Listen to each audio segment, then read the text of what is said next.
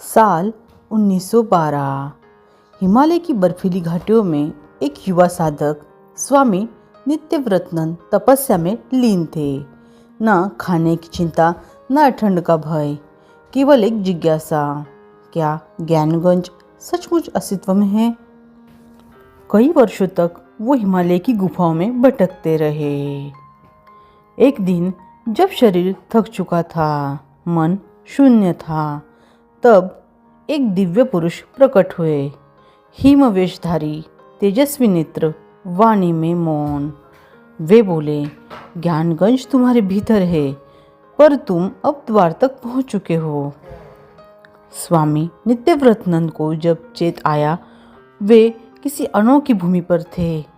वहाँ गुरुकुल जैसा वातावरण था, पर कोई वृद्ध नहीं था। हर चेहरा तेजस्वी था, हर देह से प्रकाश निकल रहा था। एक योगी उसके पास आए और बोले, यह ज्ञानगंज है,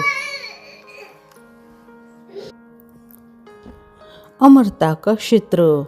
यहाँ समय नहीं चलता। यहाँ वही आते हैं जिन्होंने आत्मा को पूर्णतः जीत लिया हो।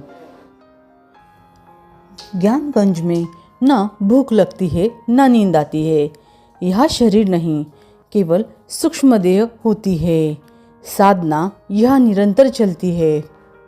मौन संवाद होता है। योगियों की भी सभा लगती है, जहाँ केवल विचार कंपन से बात होती है। स्वामी ने वह देखा कि महावतार बाबा जी स्वयं एक शिला पर ध्यानमग्न थे। वे बोले नहीं, पर साधक का हृदय सब समझता गया। वह सिद्ध महात्मा थे जो वैदिक युग से जीवित है। एक दिन एक प्रकाशमय योगी स्वामी नित्यव्रतनंद के पास आए और बोले, तुम्हारा समय यह पूर्ण हुआ। अब जाओ और उस संसार को बताओ कि जो आंखों से नहीं दिखता वो भी सत्य हो सकता है।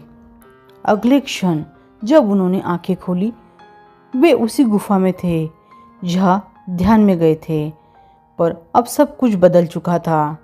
शरीर वही था, पर चेतना जैसे कोई दूसरी दुनिया से लौट कर आई थी। ज्ञानगंज कोई स्थान नहीं, वह एक अनुभव है, एक अवस्था है जहाँ आत्मा अपने मूल स्वरूप को जान लेती है।